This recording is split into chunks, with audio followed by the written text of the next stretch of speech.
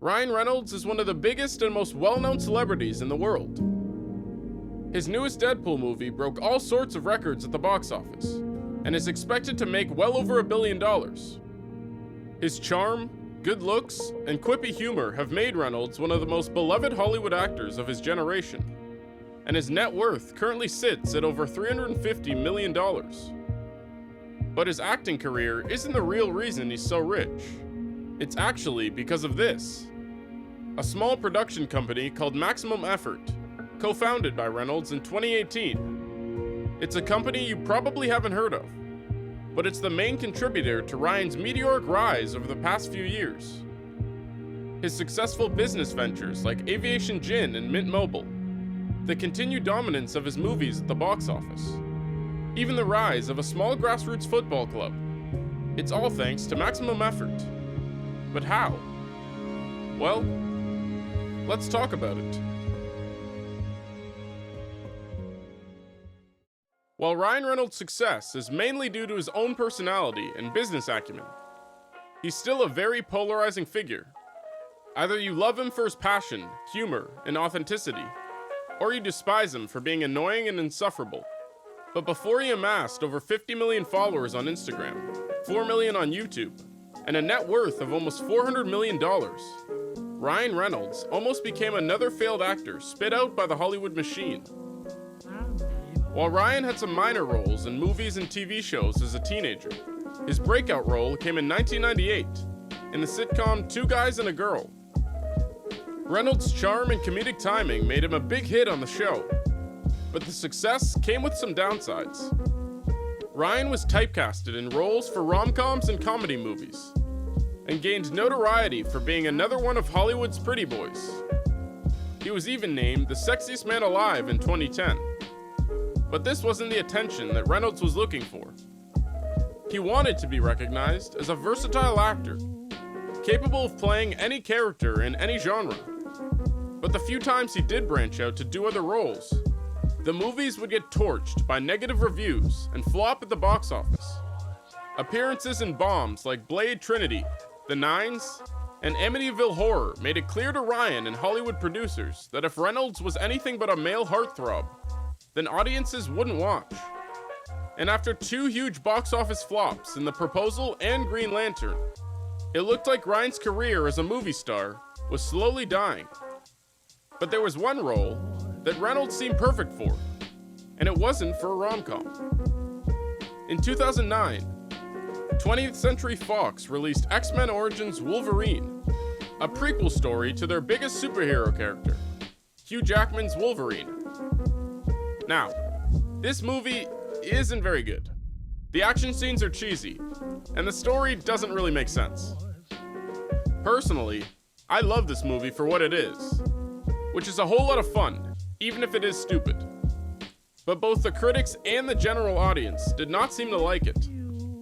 On the surface, this movie was just another flop that Reynolds was a part of. But there was one bright spot at the very start of the movie that would change his career forever. Reynolds was cast as Deadpool and made a brief appearance at the beginning and end of the movie. The character was a fan favorite from the comics, known as the Merc with a Mouth, thanks to his irreverent quips and his casual fourth wall breaks. And although X-Men Origins completely butchered the character and stripped Deadpool of every defining characteristic, even sewing his mouth shut at the end of the movie, an elevator scene improvised by Reynolds showed a hint of promise for the character. Great. Stuck in an elevator with 5 guys on a high-protein diet. Oh, wait. Dreams really do come true. So just shut it. Ryan Reynolds had wanted to play Deadpool for many years, as he believed he was a great fit for the role, but disagreed heavily with the writer's decision for the character. Like, play Deadpool in this movie or we'll get someone else to. And I just said, I'll do it, but it's the wrong version. It was, Deadpool wasn't correct in it, so. For years, he had been secretly developing the idea for a Deadpool movie, but wasn't able to get the green light from studio executives. When X-Men Origins flopped, Fox got a ton of backlash from comic book fans about the portrayal of Deadpool. Reynolds used the negative sentiment to persuade Fox to get a standalone Deadpool movie, as a final chance to keep his acting career afloat. His first lead role in a superhero movie was Green Lantern, and it was met with heavy criticism, primarily for its weak character development and bad story. A huge budget, large set pieces, and colorful CGI fight scenes couldn't save the movie from being awful, since there was no reason to relate or connect with the characters. Ryan was confident he could make Deadpool a hit, but the movie sat in development hell for years, with no signs of it being made. So Ryan went behind the studio's back and leaked an early version of the script online.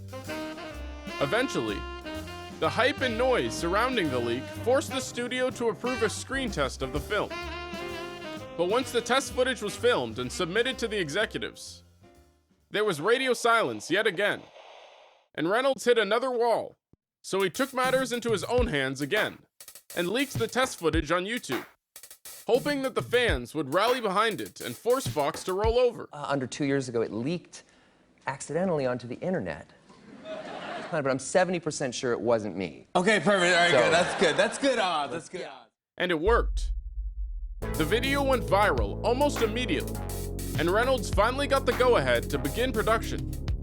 But Fox yet again gave Ryan the short end of the stick, giving him a measly $50 million budget to make the movie. This was almost a quarter of the budget that the popular X-Men movies were receiving at the time, but it turned out to be more of a blessing than a curse. The low budget forced the production crew to focus on practical effects, which helped the movie stay grounded and let the action scenes feel more realistic. It also helped with the advertisement, as Reynolds was forced to think outside the box to find creative, low-cost solutions. He made himself and Deadpool the focal point of the campaign, which would pay dividends later in his career. While Deadpool is most known for its meta humor and wild action scenes, Reynolds made sure to emphasize the humanity and emotions of the character underneath the mask. He realized that although people love the big action and grand scale of superhero movies, they really connected with the emotional and humane scenes, which left a much bigger impression on the audience. Iron Man. Deadpool officially released in February of 2016 and was a massive success.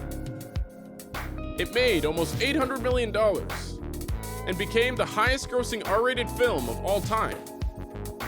Reynolds was a perfect fit for the character. His quippy humor and self-deprecating nature played perfectly into Deadpool's personality. It felt like the role he was born to play.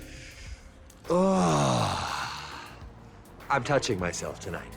And the hard work and dedication to getting the film made paid off big time. Reynolds felt vindicated, and his popularity in media skyrocketed to new heights. Fox immediately greenlit a sequel, Deadpool 2, which was released just 2 years later in May of 2018, this time with a $100 million budget. The sequel was another smash hit, surpassing the first movie at the box office and generating another $800 million. It upped the stakes from a story perspective, while carrying over the same quality action scenes and humor from the original. Ryan Reynolds' acting career was officially back on track. Disney would eventually buy out 20th Century Fox for around $70 billion. And while Reynolds may not have made any money from the purchase, his success with Deadpool's IP was no doubt a main contributor to the steep price tag. But the success of Deadpool helped Ryan Reynolds realize something very important, and that was the power of people, specifically, people on the internet. Leaking the script and test footage on the internet was the spark that Reynolds needed to greenlight his dream project. And while he was happy with the result, waiting in purgatory for a decade, trying to persuade a bunch of suits to say yes to a project, was not something that Reynolds wanted to go through again. So in 2018, he started his own digital media company to circumvent this issue, naming it Maximum Effort.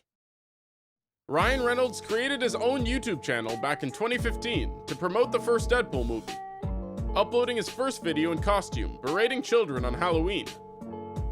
This video got over 9 million views, prompting Reynolds to continue releasing funny sketches and videos to promote the first two Deadpool movies.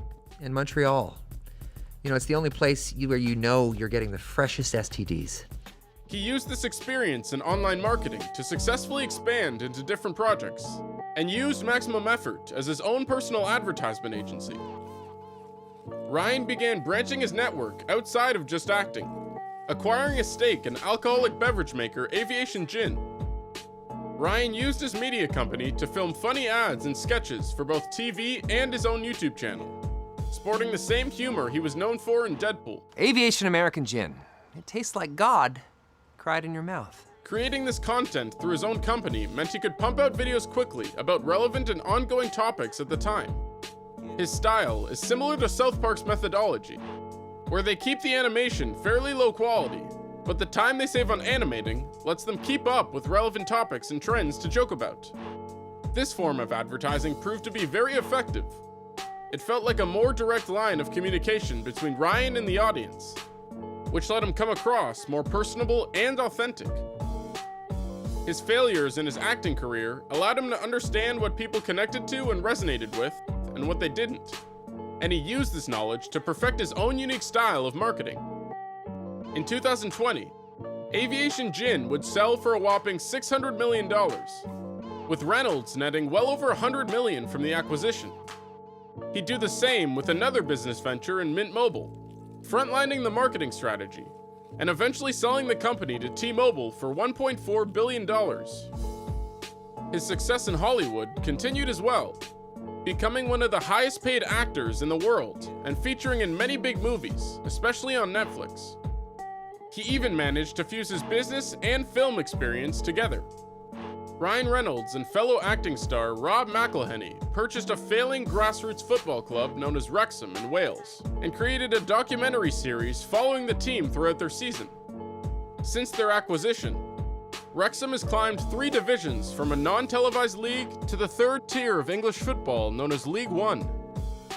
The documentary series continues to be one of the biggest streamed shows, earning 6 Emmy nominations, and gained millions of new fans to support the club. Ryan Reynolds has the ability to humanize a brand or company and get people emotionally invested in his products. And it's the main reason why all of his projects turn out so successful. He uses maximum effort to create videos and advertisements that connect him to his audience in a way that most corporations just can't accomplish. And he continues to do so even to this day. After another difficult wait and discussion with the new executives at Disney, Reynolds finally got the go-ahead for a 3rd Deadpool movie, bringing back megastar Hugh Jackman as Wolverine in a crossover that fans had been waiting for decades. And even though Marvel was at its lowest point in years, with most people giving up on the franchise thanks to numerous awful movies and TV shows, Deadpool and Wolverine showed out. It made almost $500 million in its opening weekend, and currently has a 96% audience rating on Rotten Tomatoes, which is higher than both Avengers Endgame and Infinity War. Ryan Reynolds might single-handedly be responsible for an MCU comeback in the future, all thanks to a character that he fought for decades just to get a chance to play. He used his failures throughout his career to learn how to appeal to a large audience, prioritizing authenticity and human emotions to connect with people all around the world. You might think he's an annoying and insufferable asshole, and maybe you're right, but his passion for creating and pursuing what he believes in is something you have to respect him for.